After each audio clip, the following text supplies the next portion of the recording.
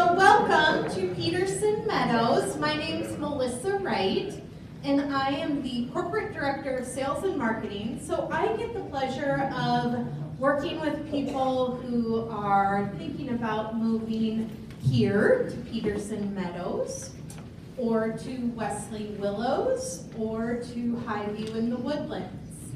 And today, we invited everyone here to talk about brain health and well-being, which is really a neat initiative that we are having to help people understand the education that's out there, as well as how that all fits into our lifestyles here at one of our communities, or how you can use these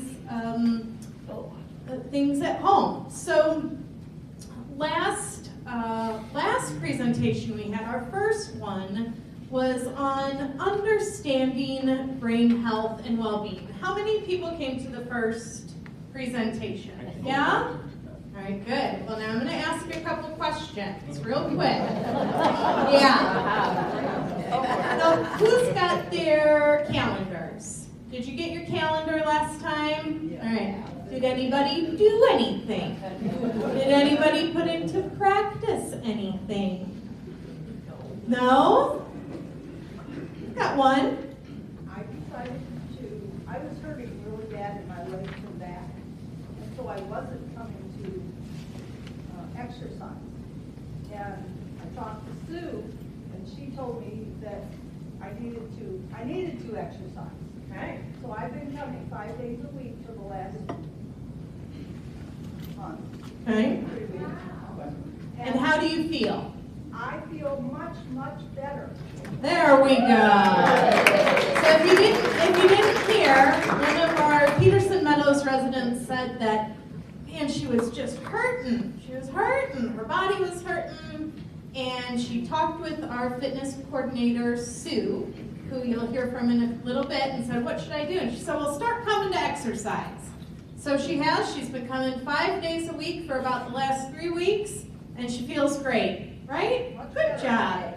Anybody else? Yes. Sue also introduced the subject of the importance of exercise for us as we grew older. Yeah, more exercise. I know on the calendar, one of the little trip items was host a small dinner party. And I did that. I actually, before I worked for Wesley Willows and Peterson Meadows, I worked at a high school. And just recently I had some of my old colleagues over for dinner, and it was about 10 o'clock, and I had to shoo them out of there. I had to remind them they had school the next day. I was up way past my bedtime. So it was wonderful, and those are feel-good things that we can put into place. So thank you all for coming today. We have wonderful staff here that are going to talk you through strategies to support your cognitive function and longevity that specifically relates to how we eat and how we move. So we're going to talk about how diet and exercise play into being able to reduce your dementia and Alzheimer's risk, as well as just to explore how we do that in a well-rounded, healthy fashion. Okay? And then we're going to also talk about some actionable tips. So we're going to talk about things that you can actually put into your normal lifestyle that will help you through.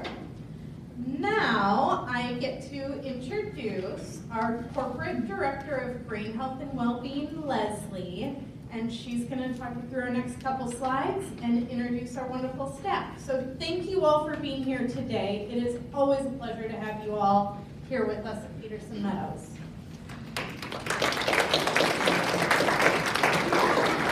Thank you, Melissa. Can everybody hear me okay, first and foremost? Yes, okay. If I ever get a little quiet, just give me the thumbs up, okay? Again, my name is Leslie. I am the Corporate Director of Brain Health and Wellbeing, and I oversee the programs and services for all 3 of our current communities. It's an exciting job. Every time I tell people I'm in charge of the brain, sometimes they say, oh, that's great, tell me more, and other times they say, please don't take notes. So I promise I'm not here to take notes. I'm just here to share with you what we're learning so far. And I really want to underline the fact that we are still learning. I am still learning. I don't consider myself an expert. I consider myself a dedicated student of dementia and all things brain health. There's so much out there, and even what's out there now is consistently changing. But I have to tell you, what is out there now is actually super exciting. I used to be the director here at Peterson Meadows. It was such a lovely time for me, and I have to say, Peterson Meadows is so unique in the fact that it is a social, connected community. There are so many tight-knit relationships and connections here. There's card games, there's people hosting things at their homes. And I will tell you, one of the best things that you can do for your brain is to be social. Doctors will say that, neurologists will say that, researchers will say that. We are social beings. We were built and made to be social and to work together. So the more social you are, the better for your brain health. And I think you can all check that one off for today, because look at us all here together being social. So way to go. Check that off on your calendar for today. So I really want to talk through just briefly before we get into the exercise and movement and nutrition piece, is why are we talking about brain health now? We've always had brains. Why are we talking about them now? One of the biggest things is we're seeing an increase in the diagnoses of dementia and related Alzheimer's and related dementias. As of now, they've identified 144 different types of dementias. Oh, wow. And that is climbing, right? There's all different kinds out there. There's even something called a pseudo-dementia. I don't know if anyone has ever had a UTI or knows of anyone who's had a UTI. That can come across as dementia-like. Okay? We become susceptible of that if we're not drinking enough or eating right or moving enough. So I really want this session today to arm you with some of those important reasons why we're having these conversations now. I also want to tell you that it's not too late. Okay? We tend to think, well, I'm 35, I'll never get into gymnastics now. That may be true, but I can still increase how social I am. I can still change the way that I eat. I can change the way that I cook for my kids, right? Kids are always the best motivation. And I know as we age and we let our kids move on and now it's just us, how many find it difficult to cook for one? You better believe I'm going to the microwave if it's just me. So we're going to help you kind of come up with some better ideas on how to take care of ourselves, how to kind of take charge of our own brain health. I want to take a quick poll and be honest. How many of you think that dementia is a natural part of aging? Okay. It's okay. It's okay to raise your hand. That is a common thought. And right here, right now, I'm going to tell you that it's not guaranteed. Okay? Just because we age doesn't mean we lose our capacities. And even if your parents or a family member had Alzheimer's or a type of dementia, it doesn't mean that is your guaranteed fate. Okay? You can still take charge of your brain health. You can still make choices to positively impact your cognition and your brain health even for the next 10, 20 years. Okay? All right, so I'm going to pass this on. Before I do so, I'm going to pick on Anita one more time. So remember Anita, she's exercising more, she's feeling great. She did some lovely homework. She shared with me these awesome pamphlets that she found on Amazon. And it's all about the Mediterranean diet. Have you all heard of the Mediterranean diet? Okay, well, research says the Mediterranean diet is one of the best ways you can eat, especially for brain health. She found these packets. I will tell you good news, both coffee and red wine are on these pamphlets. So if you're drinking those, keep it up in moderation. But it goes through some healthy tips. It even gives you recipe ideas or calorie counts. So there's awesome resources out there. If you're curious about these, let me know. I will enlist Anita to give me the website and I can share that with you.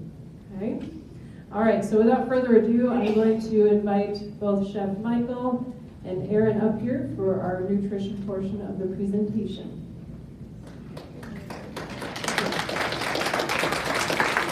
Good afternoon, everyone.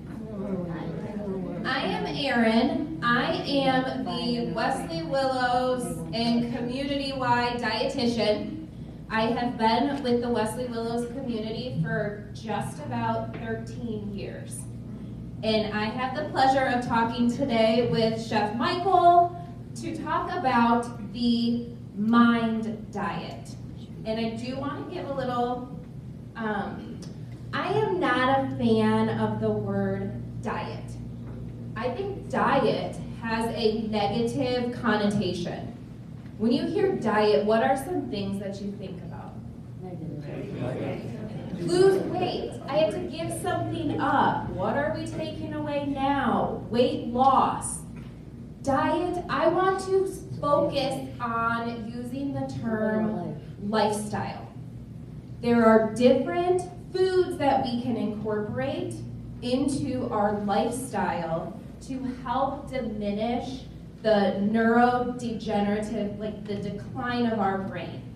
And this MIND diet incorporates the Mediterranean lifestyle with the DASH diet.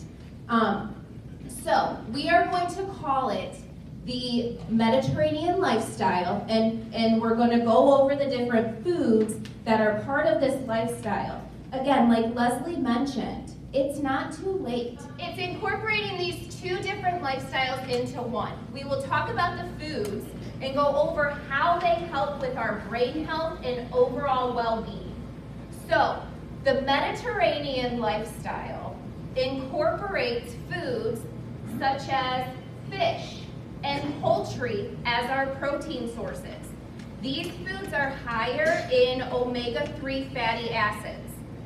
Chef, do you want to tell our residents and prospective residents how we incorporate fish and seafood into our menus? Sure. First of all, hello. You all know, or most of you know, that I'm Michael. I'm the corporate executive chef for all of the Wesley Willows. I do most of the menu writing for all of you folks that sit and dine with us, whether it be this location or the other ones. You know, there was one point that Leslie made at the last event that I kind of wanted to bring up. She said change 1% of the time daily, right? Yes, 1% better. Now, Chef, why are you bringing that up? Because when you look at that menu when it gets delivered, or if you're visiting and look at the menu and you see something kind of crazy on there, maybe something that you don't understand or know what it means, you can either go to Google, but I want you to try it. Because you know what? That falls underneath her 1% change to either learn something new, do something different, and to exercise. And guess what? If you just try that quinoa or that forbidden rice, even if you don't like it, I don't even care if you spit it out. I just want you to try it. Something different. You know, we have Teaching Kitchen that we do a lot of different stuff with. This month we have salmon coming up, so come visit us at the end of the month. Little plug for you. But try the new foods. We've had lots of people say, you know what, I've never had that before. And with these new lifestyles, like Erin's explaining, you may not have tried some of this stuff. Some of this stuff you might have eaten every day. Now, how do I work it in? Those of you that do eat here, you see salmon coming up on the menu, right? We even had cod the other day, right? Now, we don't get those all the time, but it's a fun treat from time to time. But that is trying to work in these different lifestyles for you.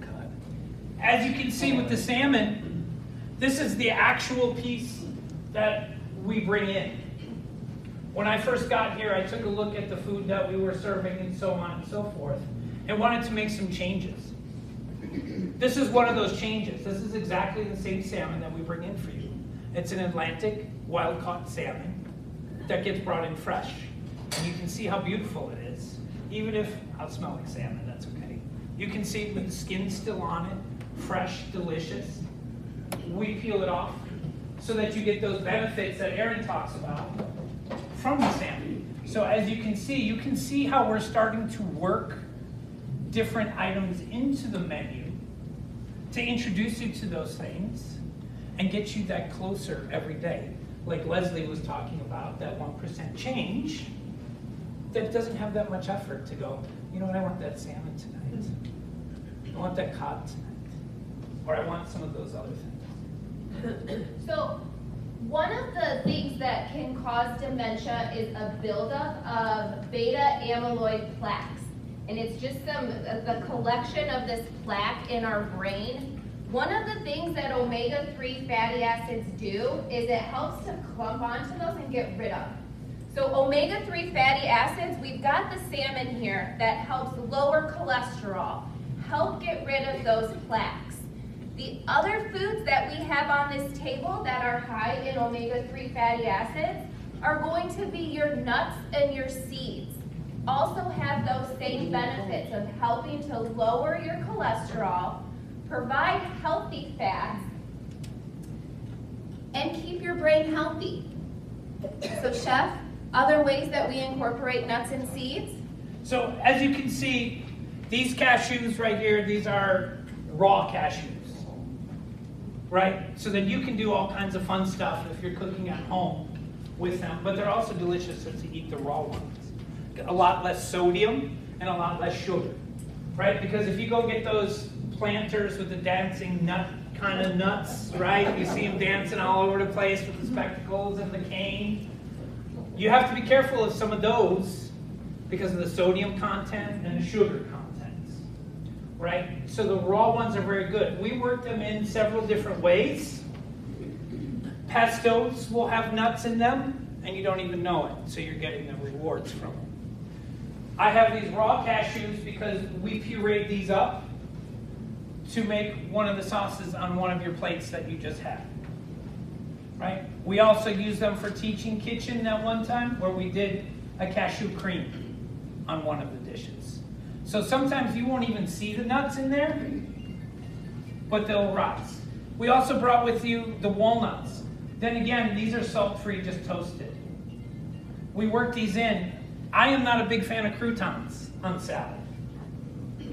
Why is that? Because there's no benefit really from it, is there? No. But there is benefit to get that crunch in your salad with nuts, and the flavor of a nut is much better than a crouton. A favorite salad topper that you're going to be seeing coming up on the menus, I call them pepitas. A lot of you call them pumpkin seeds, right? They're seeds as well as the nuts work really well, right? Seeds? Absolutely. And one of the things that Chef just pointed out with the nuts, especially the cashews, is unsalted. The dash lifestyle that I briefly touched on, the merging of the Mediterranean lifestyle and the dash lifestyle creates this mind diet. And it is the merging of the two. The dash diet in particular is what's helping to lower your blood pressure. So by cutting out, not cutting out completely because our heart still needs sodium to function, but by decreasing the amount of sodium we eat is one of the things that we can do to help, again, keep our brain as healthy as possible. Using seasonings such as fresh herbs or powders and eliminating those salts to, again, lower blood pressure, keep your brain and blood flowing, keep your mind strong. You know, one of those things with exchanging what you're seasoning things with makes a big difference. Me personally, my French fries, if I'm making them at home, I don't use salt on my French fries. I use a lemon pepper. Because the citric acid and the lemon that's in there makes it taste like a salt instead of using the salt. Same with the salt. Some of you, we've had many conversations about salt, right?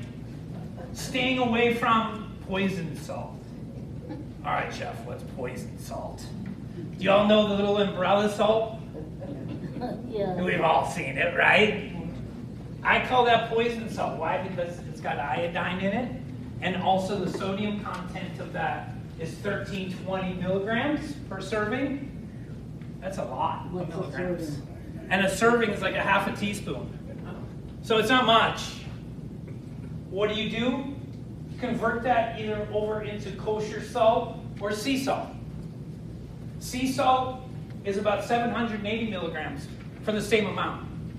So right there, that 1% that I like to get stuck on, sorry, but I like to get stuck on it. You're ready, look at how much you're saving, right? For using the same amount. And the thing about sea salt that's better, it's saltier flavored than that umbrella salt. So you're going to naturally use less to get the same sensation. So it starts to work out good for you. Right? What about pink salt? Pink salts, those fall underneath sea salts. Okay? The Himalayan and so on. Just careful. Read your labels. Okay? Read your labels. That's why we use a lot of kosher salt and sea salts, because if you read the label on those, it'll say salt. If you look at the umbrella salt, there are words on there that I wouldn't even begin to pronounce. Right?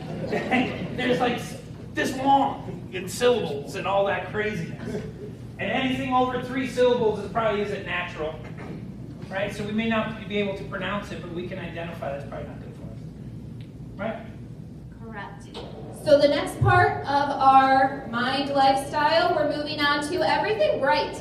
So our fresh berries, our fresh leafy greens, anything that has a bright color is going to be full of antioxidants. Antioxidants are free radical fighting properties that we want to take in. They help to kill. Free radicals are what causes our comorbidities. A buildup of free radicals can lead to cancers, can lead to neurodegenerative decline.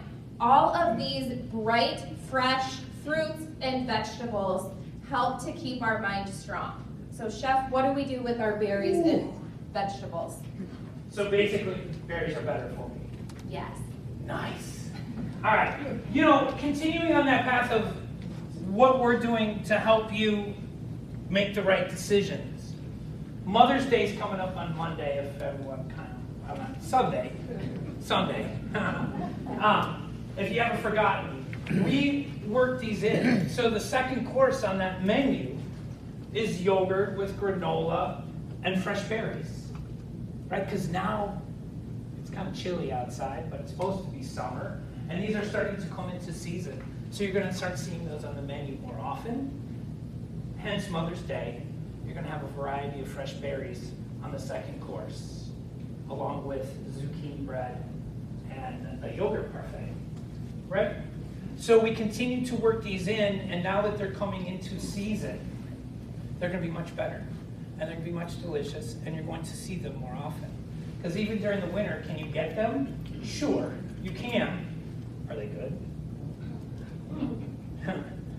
Right? They don't taste very good. And then you look at the receipt at the grocery store and you're like, I paid how much for those? And they taste like this? What? That's why you don't see them a lot. That's why I want to overdo it. If you come to me and say, I'm sick of blueberries, Chef. Okay, great, because guess what? It's September. They're just about done for the season, and they're going to start tasting yucky again, right? So we have all of these fresh berries that we work in. The next thing I want to touch on is, you see this big jug of olive oil. Cooking. Just as in the Mediterranean area, they've got a lot of olive trees. They cook a lot with olive oil. Olive oil is good for our health. It's another omega-3 that helps to keep our brain healthy, decrease cholesterol. We cook a lot with olive oil here. Yeah, this is actually, when I was setting up for this today, all these products we had on the shelf. And this is the exact product that we bring in. I just wanted to put it right out here for you so that you can see the quality that we are buying to use to cook your food. Because if you come into our dining room or you go into the cafe, you don't always get to see all the packaging of the food that we bring in. here's living proof of what we bring in, right? So we're bringing in a grade A olive oil to use for you in order to start with good, nutritious, healthy food of high quality in order to produce the food that we are for you, right? Is that called extra virgin oil or something like that? Yeah, this is 100% extra virgin olive oil. If you go to the supermarkets, can I get on that tangent? If you go, briefly, if you go to the supermarket, read your labels, right? Because if you go to Aldi, you can get olive oil for like $3, $4 in a smaller container. If you read the label, you're going to put that $3 bottle back. If you read the label like on this one, there's nothing more in here but 100% extra virgin olive oil. You read those labels, there's a lot more. Sometimes the labels will dictate the pricing, obviously, but it's also how much better it is for you. Read those labels so you don't see all those giant words we don't understand on the label. Okay. Olive oil also helps to decrease inflammation.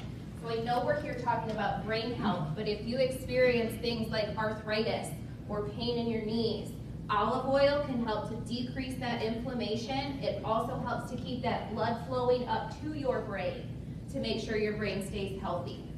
One of the last things we have on our table here that many of you may not know is something called kimchi. Kimchi is a fermented food. A fermented food has some increased bacteria in it that is good for your gut health. So a lot of people may take a probiotic or a prebiotic that's good for your gut bacteria. Eating foods that have the fermentation, such as kimchi, sauerkraut, is also going to help decrease that beta amyloid production that can cause our different dementias and Alzheimer's. And we actually did a teaching kitchen on kimchi. Does pickles fall into the same category? Pickles is more of a salt. I don't think pickles are a fermented food. No, pickles are what they call a brined food, not a pickled, even though it's a pickle, right? And the process is done from a brining. Okay? The problem with brining, it does have some of those positive things like the vinegars and all that other stuff in order to make it, but the salt content, when you hear brine, think salt. Because we're just dumping a ton of salt into that vinegar in order to get to that flavor that you're looking at. Now, a lot of people would be like, well, I want the sweet pickles. Those probably don't have as much salt in it. No, those are actually worse because you're not only dumping a bunch of salt in there, then you're turning around and dumping a bunch of sugar in there too. So then it's double not so good, right? So we have that fermentation process. That's why it's here to kind of help out with some of that stuff. You know? I have a question about that virgin oil. I cook what's cooking with extra virgin oil. Yes. I don't like the taste of it. Yeah. Everyone has their own personal opinions on the different stuff. If you're tasting it, you can look at some of the different brands because they taste different. Well, that sounds weird. How would they taste different? Who said that? Right there. It depends on the olive itself and where they're growing that olive and where they're harvesting that olive to make it. So what you can start to do to maybe find one that is tolerable or that you enjoy, try some of the different brands because they have different blends in their recipes to make it. And when I say different blends, what region the olives are grown in. Right? Because you look at the strawberries and you say during the winter they don't taste so good. Yeah, they're coming from Chile. They're not coming from our backyard, so to speak. Same thing with the olives. You know, yeah, coming from Italy. Is it northern? Is it southern? Is it central? Where are they getting the olives? Because a different climate will make them taste different, and which olives they're actually using in their recipe to make it will change up the flavor. And use just a hair less, so that the flavor is not so prominent. So if I find one I don't like, right now I use Crisco. What is the next best oil to cook in? like coconut oil or? You know, when you start to play with those different oils, we're going into an area where there's not a lot of research or a lot of data to say if it's good or if it's bad, right? Because we see the avocado oils, the coconut oils, like all this craziness. And no matter if they tell you if it's good or if it's bad, my thing is, where's the data to show me if it's good or if it's bad, right? We've all lived through that generation of eggs are bad, eggs are good, eggs are bad, eggs are good, right? Yeah. Well, the one point that I would give you about that is look at who wrote that article. Who wrote that article? Because I guarantee it, when you look back and they said eggs are bad for you, I bet you pork wrote that article. The pork companies. And then when they said they were good, guess who wrote it? The poultry. And then they're bad again, who wrote it? The beef companies. Right? So when you see food articles and they tell you whether it's good or it's bad, go down to the bottom, find out who wrote it and who's paying that person to write it. Right? Eggs are bad. It came from the Pork Society, and the Pork Society is paying Joe Smith to write it. Right? Same with the coffee? Same with coffees. Don't even get me on coffees. They don't have enough time, and Leslie will be mad at me over there. Right? Coffees you gotta be careful with, though. Quick note on coffees: Jamaica. Right? Blue Mountain Coffee. Do you know America consumes more than they produce? Right? We're talking tons more. Jamaica's like this big. Right? We're going through, I think it's about 8 tons more we're purchasing in America than they can grow. What does that tell you? Even if it says it's 100%, is it? Right? So be careful. All right, speaking of coffee, the coffee, this is part of the mind lifestyle, so I just have to touch on it very briefly. Tea, dark chocolate, and red wine, along with the coffee, also help to protect our neurons. So in moderation, those the 3 beverages and the dark chocolate do contain antioxidants that help protect our brains. So overall, what Chef and I wanted to do today was just kind of incorporate and show you some of the different foods that we use here at Peterson Meadows in our Wesley Willows communities, and the whole premise of the mind lifestyle, mind diet, that I don't necessarily like that word, but it's okay, is to protect our brain, reduce inflammation, improve our blood flow, and ultimately fuel our bodies with healthy foods. And like Chef has been saying, and like Leslie's been saying, by doing 1% better, making a 1% change each day is all because we want to help protect our brains and live a well-balanced life. So, thank you all. Thank you. They are absolutely wonderful. They have such a breadth of knowledge. I will say, when it comes to the oils, for example, I have 2 kids at home. And to your point, the extra virgin olive oil, if I make spaghetti with that, they know. So I switch over and I use avocado oil because it's still an oil. It's not margarine, it's not butter, it's still an oil, and they'll tolerate it. So that's my 1% better. Really the goal of this presentation is to encourage you all to start thinking about what would be my 1%. When it comes to nutrition, hopefully based on what they taught you here today, you all will leave here with at least 1 tidbit of information that'll help you get 1% better. I have 2 of our fabulous fitness employees with us now. They're going to talk about how movement positively impacts brain health. So without further ado, I have Jill Smith from Wesley Willows and Sue Adey from Peterson Meadows.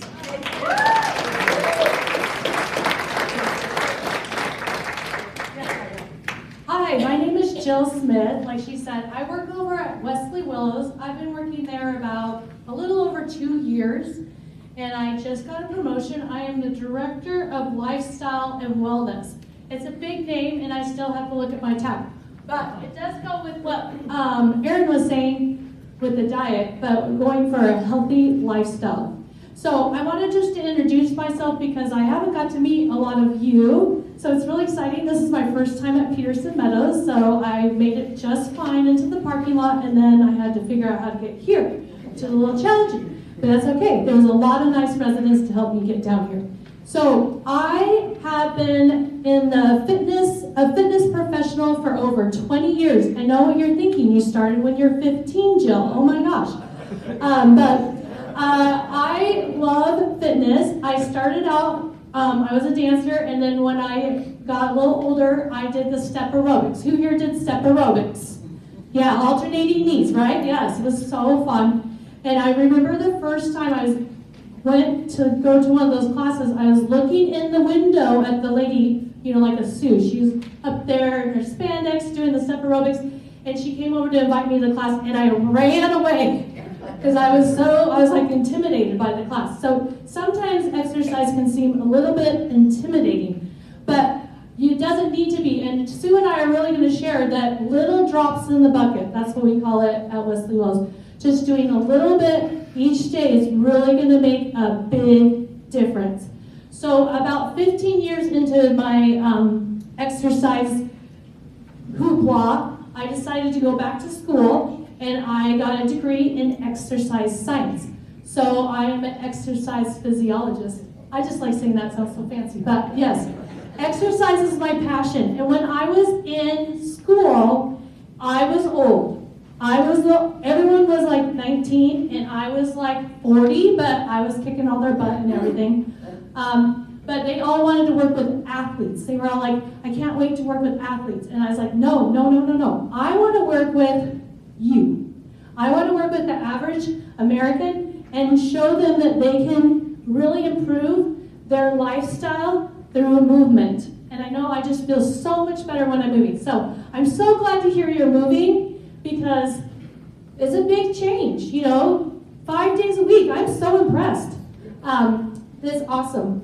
So a little bit about me, though, is I am a grandma. My daughter just had a baby, and she's 2 months old. And all of my babies have big heads, and when she was born, she had a normal size head. But now it is getting big. And she has big old cheeks. Her name's Ivy. She's the love of my life. She's so sweet.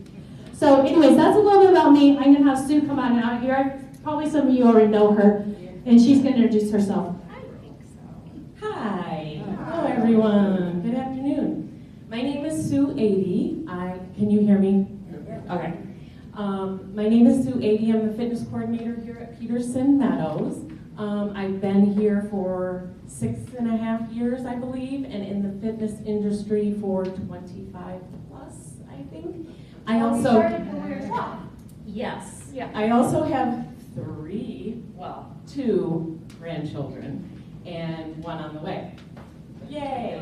That's exciting. So a little bit about me, though. I've got a bachelor's from Eastern. Why I chose the fitness field, I think that's very important. I love being here. I love making people's lives better. Better by attaining that independent living for as long as possible, not just physically, but mentally as well, and which we will go into. So, why physical activity matters, reducing dementia risk, so very important. I'm going to have a catchphrase as well. Mine is going to be 5 minutes, just 5 minutes, and you'll get it after a while. Regular physical activity reduces the risk of dementia by enhancing brain function and preventing cognitive decline. Now I have my notes here so that I don't forget any pertinent information. As little as 35 minutes of moderate to vigorous exercise weekly lowered dementia risk by 41%. Oh, 5 minutes. 45, yes, 41%, 5 minutes a day.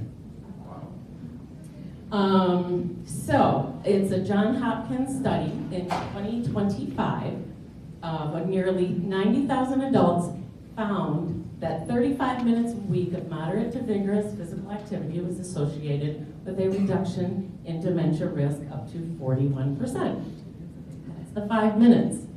But it gets better. So, same study, 36 to 70 minutes. What do you ask that is? 5 to 10 minutes a day. Reduced dementia risk by 60%. Gets better. 70 to 140 a week. Lowers it to 63% less risk. 10 to 20 minutes a day, okay? No 5 in there, but 10 to 20 minutes a day. And then the largest reduction, 69%, 140 minutes, that's 20 plus minutes a day.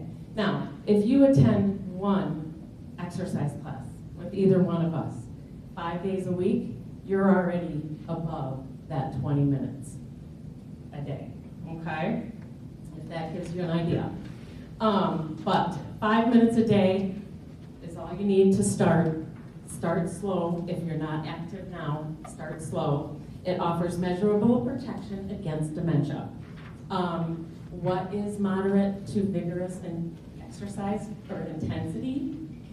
It is, we can tap test it, which is when you're working out, if you're talking to somebody, can you do a full sentence? If you can do a full sentence, you're low to moderate. You can still walk briskly and talk to somebody. That would be moderate, okay? On a scale of 1 to 10, you're pushing yourself maybe 5 to 6. Vigorous, you can say a few words at a time. You're walking with somebody, we're walking, she keeps talking. And everybody's intensity is different. Mine might not be as high as hers. We're walking and she keeps talking and I'm like, just stop talking so that we can get this workout in. Or walking. So that's more of your vigorous, okay? And like I say to everybody, it's going to be different. Your vigorous might be a stretch class to begin with. Okay, that wore me out, take a break. Then introduce more and more activities slowly, okay? This is so important. Since there isn't a cure yet, the prevention strategies are critical. That's why we're up here today talking about the nutrition and exercise. Let's prevent it from happening to begin with. All right, well, I'm going to talk about neuroplasticity. Have any of you heard about neuroplasticity? Yes. It's fun to say. Try it. Neuroplasticity. Yes, some of you are, I see some of you are starting to get that after lunch slump. So sit up tall, take a breath, stay with us for just a minute longer. But neuroplasticity refers to the brain's capacity to change and adapt in response to new experiences. So I know she's saying 5 minutes, which I totally agree with, but also we want to keep doing new things. We have to use our brain or we start losing its power. So one thing we want to consider is skills that we have. Maybe you used to do something really well. Like I used to be a competitive dancer. Can I do all those skills anymore? Absolutely not. Can I grade fine? Yes. But so we have to keep using our skills. So whatever skill it is, whether it's crossword puzzles, whether it's doing classes, yoga, whatever it is, you got to keep practicing those skills.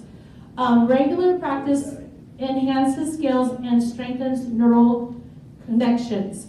So the one thing exciting is I work with a gentleman right now who has MS, so he has a hard time even moving his left leg. So we have to create new passageways with the brain so that he can pick up his left leg. In fact, lots of times to pick up his left leg, he moves his right shoulder.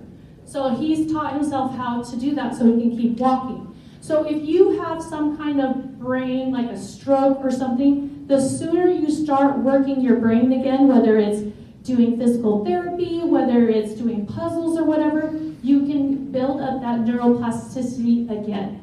So one thing that was really awesome at Wesley Willows, I'm sure you guys probably have something similar over here, is we have a neurologist come and talk to the residents about what is the most important or activity you could do to really get your brain moving. And what he was saying is, yes, you can do crossword puzzles, and those will get you better at crossword puzzles, and it does make the brain activate. But when they take the brain and they look at what is the number one thing that gets the most brain activation, I bet you can guess what one of them, the things is. Exercise. Let's exercise with brain games. So let's say Sue and I are walking and we decide to challenge our brain. Okay, Sue, we're going to say as many words that start with W as we can. And I say walrus, and she says water. Okay, so we go back and forth. So we're moving and we are challenging the brain. So think about, have any of you here gone to Sue's cardio drumming class? Have any of you heard of cardio drumming? It's crazy. Okay, we take those giant yoga balls, we put them on a bucket, and then we hit it with pool noodles. I know, it sounds nuts, right? But it's really fun. So we do little patterns. So anytime you're doing some kind of exercise where you do patterns, so you're hitting the ball and clapping, and you're going low and you're going high, that is making the brain work more. Anytime you're doing exercise where you're going across the body, so what does this remind you guys of? Tennis. So any kind of racket sport. So it could be tennis, could be ping pong, it could be pickleball. I do like pickleball, it's very fun. It could be any of those sports. By the way, I suck at pickleball, but I like it. I try. It's not my thing. But I still play it because I know it's good for my brain. So all of those things, we have to use it or we will lose it. So when you have a chance to try something new, I know Chef was talking about try the new food, try the activity. Try Tai Chi. Try the stretching class. Get on the YouTube. You can Google yoga on YouTube. A million things will come up. You can Google Tai Chi. If you're here, you can come to Sue's classes. You can go to Liz's trips to somewhere new that you've never gone to before. At Wesley Willows, we had a murder mystery party. And you had to use your brain to try to figure out who the murderer was. And some of the residents are like, well, I haven't done that before. Who cares? Come try it. What's going to happen? You go for an hour and you have fun? Okay. So just try new things. Don't get just stuck in a rut. Try some new things. It's really going to make your brain activate. And then next time you go on a walk or you're riding your bike or someone, try the game. Try saying, okay, we're going to say as many words that start with the letter A as we can. And you go back and forth. You'll be surprised. You sometimes get a little stuck. We were doing it when we were doing a walking club. And it really did get the brain moving. So I'm going to pass back to Sue. That's a good idea. With our walking club, we're going to start doing those games. Okay. So Leslie had mentioned about amyloid plaques, and so did our chefs. What is it? Okay, well, exercise has been found to stimulate the production of new neurons and connections in the brain, right? Well, it also helps with not building up the amyloid plaques. They are clumps of protein. I took out all the scientific words and everything because I couldn't understand all of those. If you want to know more, or Leslie, if I miss anything on this part, please help me out. They're clumps of protein that build up between brain cells and are the hallmark of feature of Alzheimer's disease, which we want to not happen. So over time, these sticky little clusters harden into insoluble deposits that disrupt communication between brain cells and contribute to cognitive decline.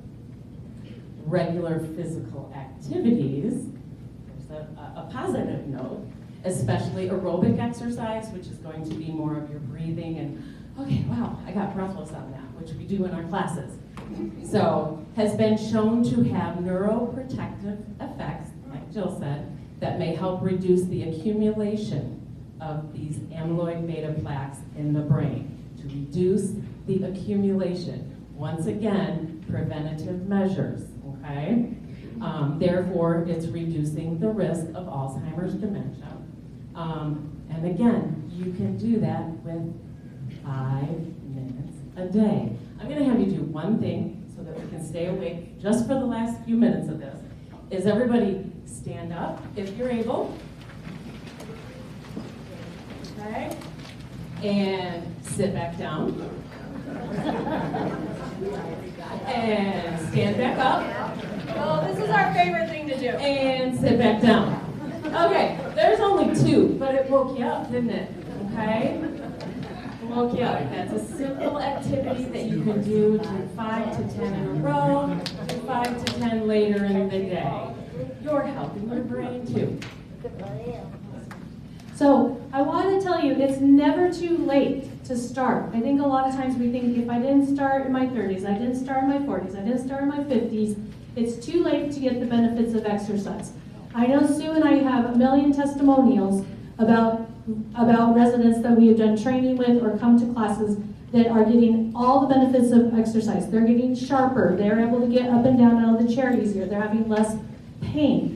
So I had a resident that came to me and she says, I really want to sign up for personal training. She says, I have a bad back and it will just seize up on me and I'll have all these problems. So we started working together and she got stronger and stronger and stronger. And do any of you guys know what a plank is? I bet I can get Sue to demo a plank for me. Us exercise people, we love to find excuses to do exercises. So she at first, okay, Sue, will you do a bird dog for me? Oh, yeah, on all fours. Oh. Opposite hand and leg. Oh. Bird dog. She probably calls it I something. did not know the name of that. She calls it something different. You know how that is, you guys. So when we started, she could barely do this exercise. Now, she can, do you remember that plank she was doing where she's holding her whole body on her forearms and her toes? She can do that for 2 minutes now. And guess how many days she trains with me? It's not 5, it's not 4. She trains with me twice a week for 30 minutes. So that's not unreasonable amount of work, and we really work hard. So the other day, she was going to the airport, and what Sue was talking about, we want you to be able to be independent, we want you to be able to live your life the way you want to live it, yes? And she was like getting on the what's it called? Airplane cabin. And she had her carry-on, and this young man goes, oh ma'am, I can put your bag up. And she goes, no, I got it. And she picked it up and put it up there. No back pain, no back problems. And she was just amazed. She came home and she was just so excited because she was able to do that on her own. So we were gonna have another slide up here and it was gonna talk about aerobic exercise. Sue started talking about that. So what's the recommendation? I know Sue's saying 5 minutes a day, but for not just for your brain, but for your heart health, it's 150 minutes a week. So when we're giving these numbers, these are all in a week, not 150 minutes a day, but in a week. And what that's going to do is going to reduce your risk of heart disease, stroke, type 2 diabetes, and some cancers. It's going to improve your cardiovascular fitness and circulation. It's going to help support healthy weight and metabolic health. And it's going to support brain health and mood. And I gotta tell you guys, if I don't exercise, I am not that nice. I've gone into my class completely stressed out. We love to do sit and stands. What Sue made you do, we do these all the time. And by the end, I'm in a good mood. How many of you have been in kind of a bad mood and went on a walk? An angry walk? And when you got done, you were feeling a lot better, weren't you? I see you nodding your heads. You know I'm right. So it's going to help improve your mood, which is going to help you be more social, like Wesley was saying, right? Because in your bad mood, you don't want to hang out with anyone, right? So we already talked about all those things, so I'm going to give it back to Sue.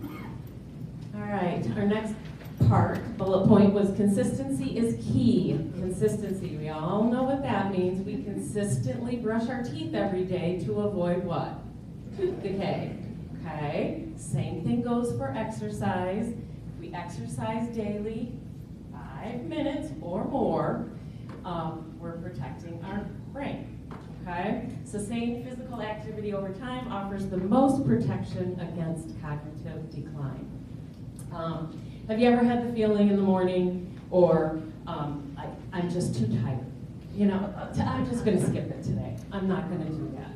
I've had people come into class and be like, or this shoulder hurts.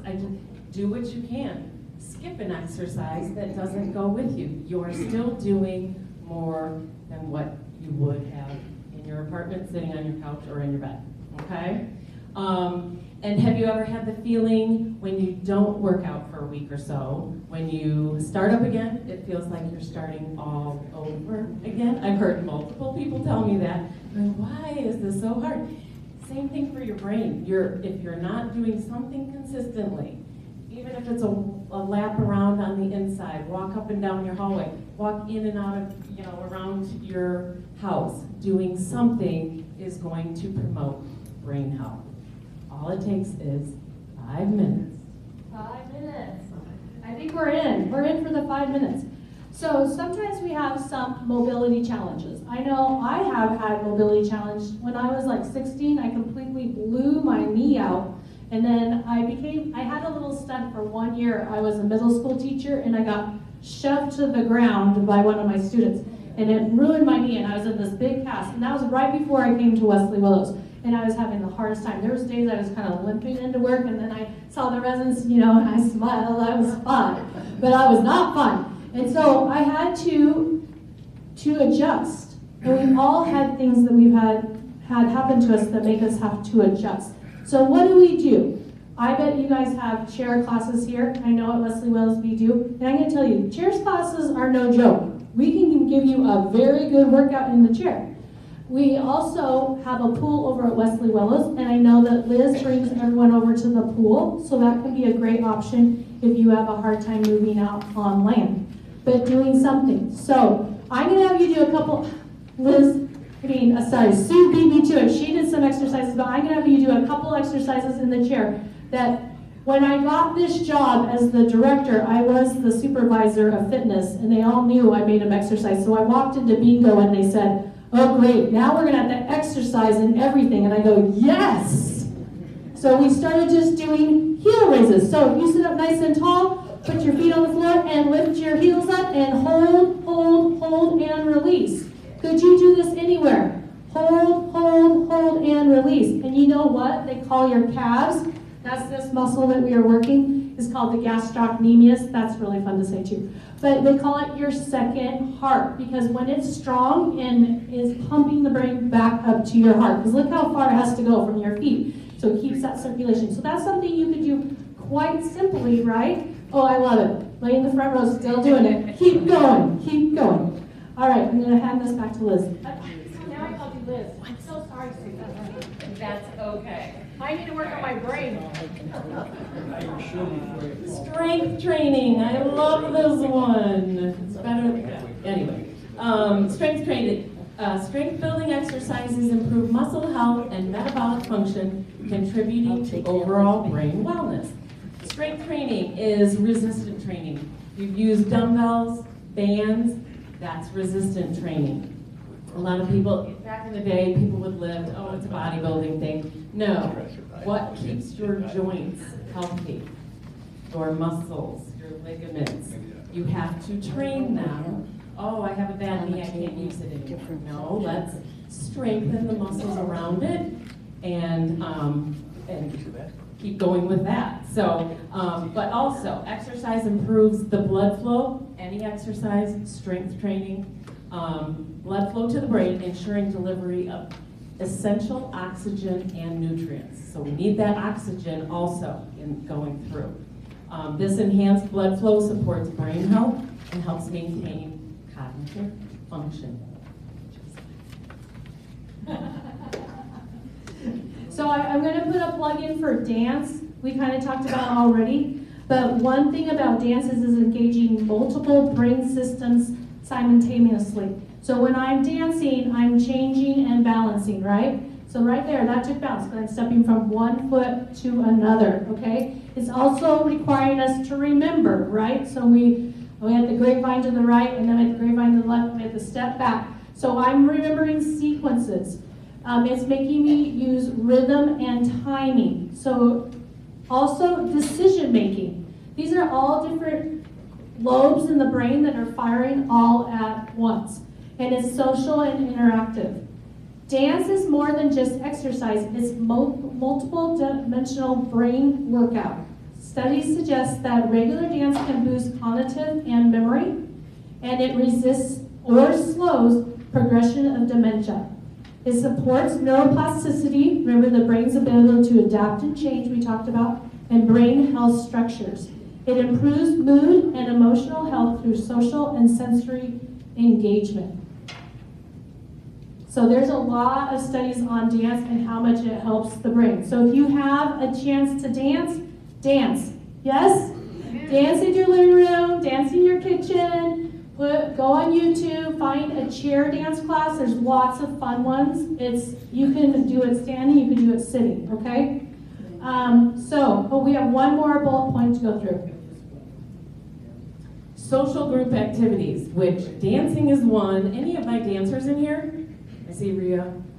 Yep. Oh, yep. Okay. Well, even if you don't dance with me, you can still dance. But I had someone come to me.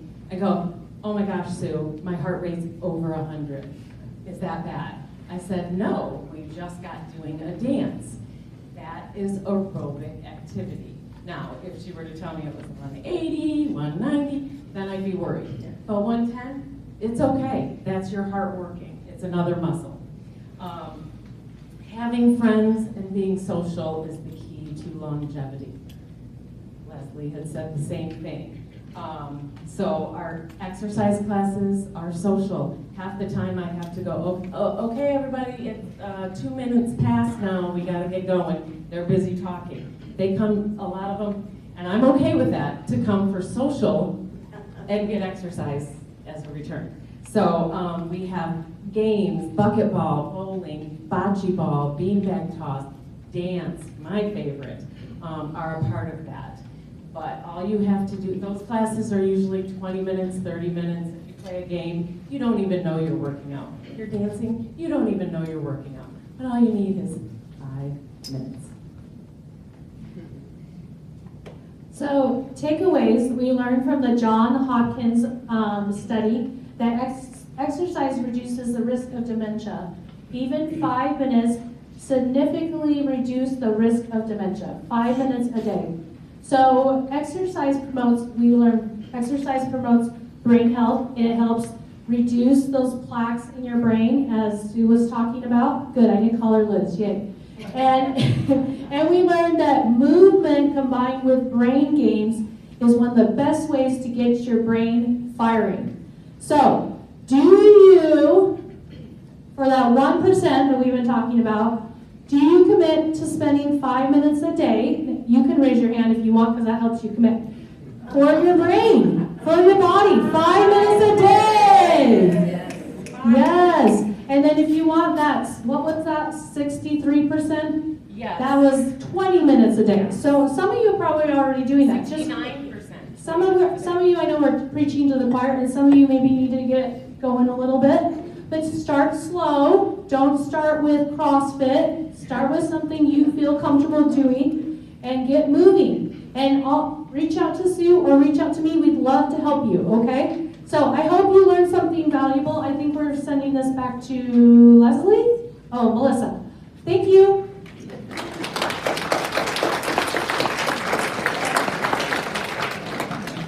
Thank you so much. Well, I know that we've gone a little bit over our hour here, but I just want to say how much I appreciate Michael and Erin and Sue and Jill for their time today that they've given us to talk about all these great strategies. Let's give them a round.